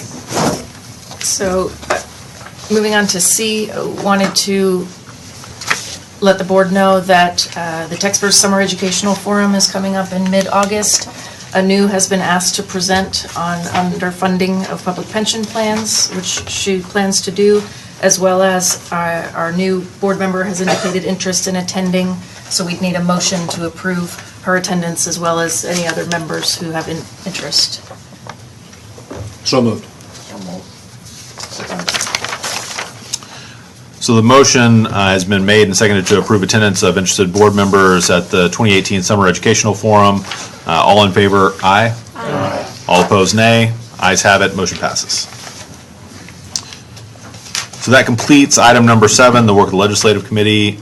Moving on to item number 8. So we're going to discuss and consider our biennium legislative appropriations request. Ms. Cranes, can you take the microphone? Certainly. Thank you, Mr. Chairman. So we are early in this process. The LAR instructions for agencies have not yet been issued, but because we had a board meeting at this date and the LAR will be due in July or August, we wanted to put these items before you.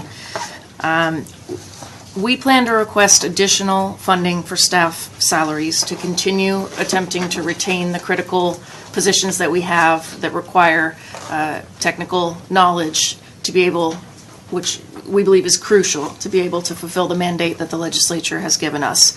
So having conducted salary analysis with comparable positions at other state agencies, including that of our staff actuary and other key positions, we're planning a modest request of $60,000 per fiscal year to continue addressing turnover and retention. We may also look at some much smaller requests. We've started preliminary research into whether we need to ask for a small amount of funding to offset the load that will be on our accounting staff due to a statewide transition to a new accounting system, as well as are looking at whether a subscription to some sort of investment service or terminal might be useful for the investment analyst position. But those, again, would be small dollar amounts. And because we are early in the process, our hope was to ask the board to task staff to work with the chair and vice chair to finalize that request.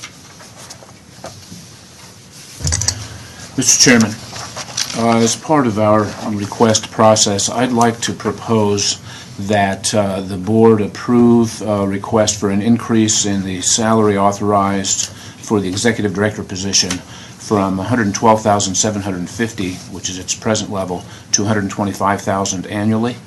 And associated with that, also request that that position be moved from salary group 2 to salary group 3, which is more consistent with executive directors of other agencies that have a similar mission and technical complexity.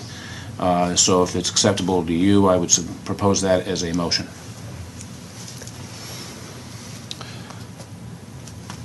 Yeah, that's totally acceptable to me. I think that we have, as an agency, fallen well behind our peer agencies. We that have similar scale and scope and similar responsibilities. I think that responsibilities of the Pension Review Board, especially in this time when many of our pension plans have fallen well behind on getting the appropriate contributions from their plan sponsors, that this is a very important role, and we need to make sure that we can maintain the talent within the agency. I am wholly supportive of also the request to the legislature to make sure that we can retain other key staff. I think this, from the perspective of this board, is one of the best things that we can do in terms of a legacy, is leaving behind a very strong agency, and part of that has to be making sure that we can compensate in a way that will bring talent into the agency and maintain it into the future.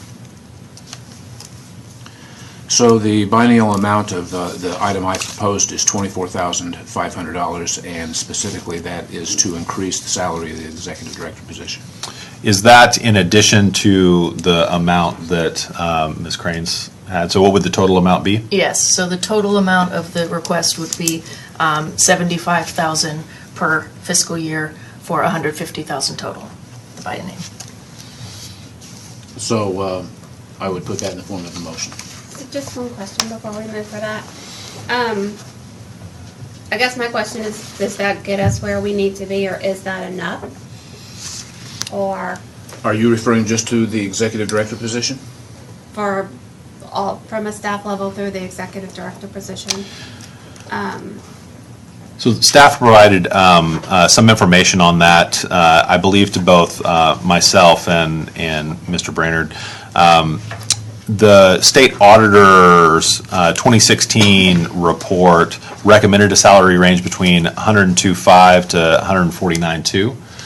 If you look at other state agencies, the comps that I have here just in front of me are the Public Finance Authority and the Bond Review Board, each which operate around 10 to 15 employees. Their folks have a salary around 125, 127. So it brings us up in line with those state agencies. It puts us kind of in the middle of the range recommended by the state auditor. I think it's a valid question to say, is that high enough? I think that given that this is an increase in our budget request, I don't know how much more we want to go for. I think this might just be a kind of process over time for us. If you remember back this last year, we increased the executive director's salary to the top of our current range. So we've maxed out now. I think that was a first good step to bring us in line with others. Now we're at the top. I think now it's time to increase to kind of the middle of the recommendation, and then we can take further steps in the future. How about for the rest of the staff, though? I can speak to that if you'd like. So we always try to keep our request modest, though learned last session when we made a request of $40,000 per year for staff salaries, and that was then effectively entirely canceled out by a 4% across the board reduction, that we need to be still modest but slightly less modest to allow for some cushion should something like that happen again, and also to try again, after looking at comparative data, to be able to grant targeted merit increases to critical positions for retention. So again, I don't know what the perfect number is, and certainly appreciate that being open to board feedback, but that's sort of where we were as we came up with that number.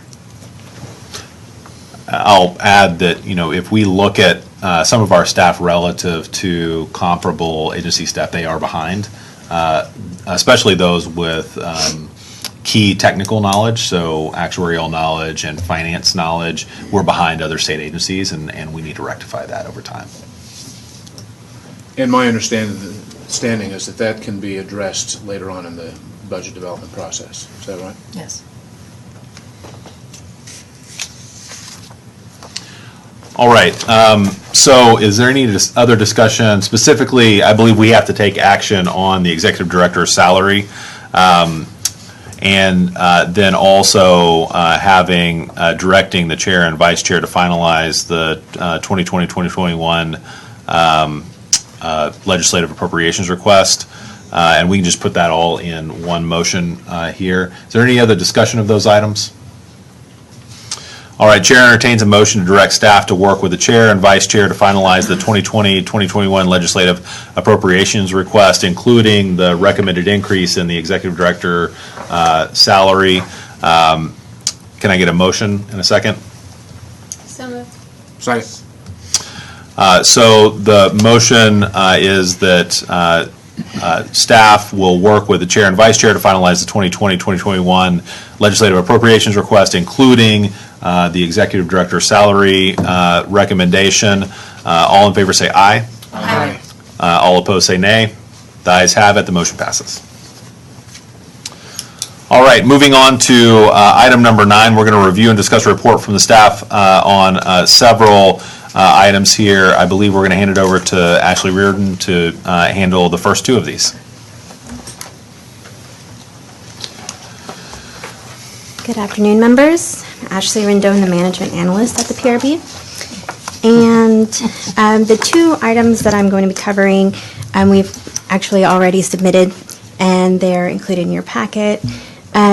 So behind tab 12A, you'll find the PRB's 2018 Customer Service Survey.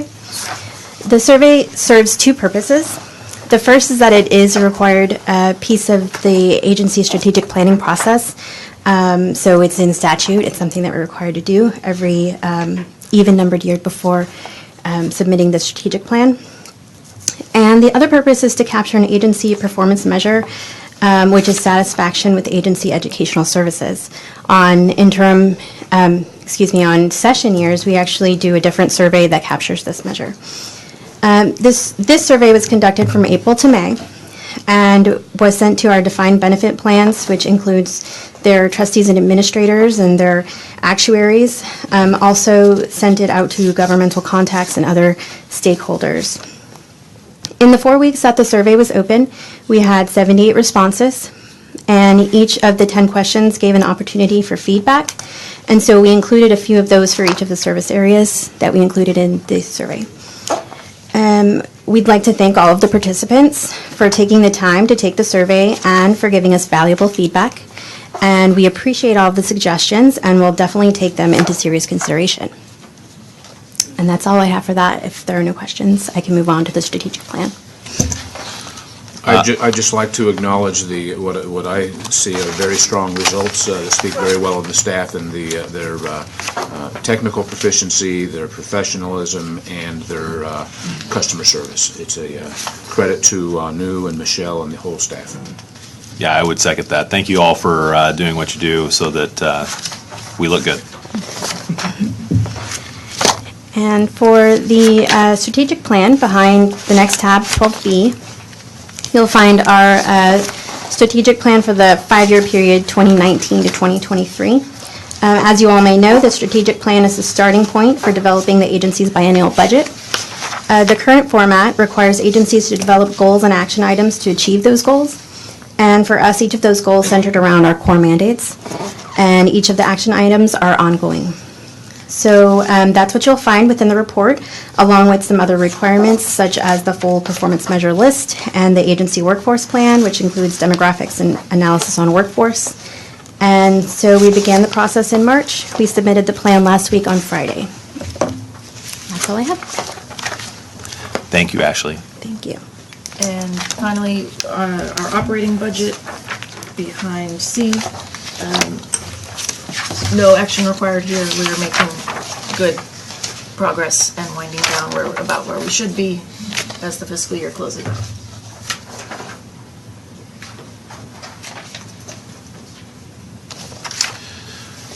All right, any board discussion, more board discussion of those items? Seeing none, we'll move on to item number 10, call for future PRB agenda items. We will have our next meeting in, I believe, October.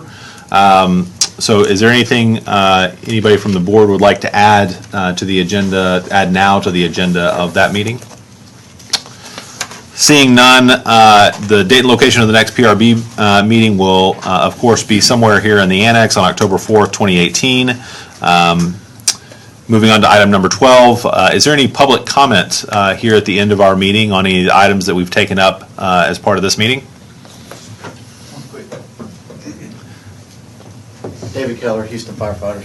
I just wanted to make one quick correction to some of the one thing that Kenny shared was the City of Houston, RHI used the RP 2000 mortality table with improvement scale, AA, no blue collar adjustment. 2000 apparently didn't have a blue collar adjustment. And then we used the RP 2014 with blue collar adjustment, mortality improvement projection, scale MP 2016. The difference being the mortality improvement over the 16-year period, they used such a stale mortality table, it also didn't have the blue collar adjustments. So that's one of the things that we answered for you in the analysis we had to run for you on why there was a difference between the City of Houston's contribution rate and the fund's contribution rate. So. Thank you. All right. Thank you. Only comment I have on that is I prefer using the more up-to-date mortality table, so it's surprising that the city used the old one. I guess not surprising since that probably lowers their cost. All right, any other public comment? Seeing none, we're going to move to adjournment. If there's no further business and no objection, the chair moves to adjourn this meeting. Sorry. All right, we are adjourned. Thanks. A lot of feedback.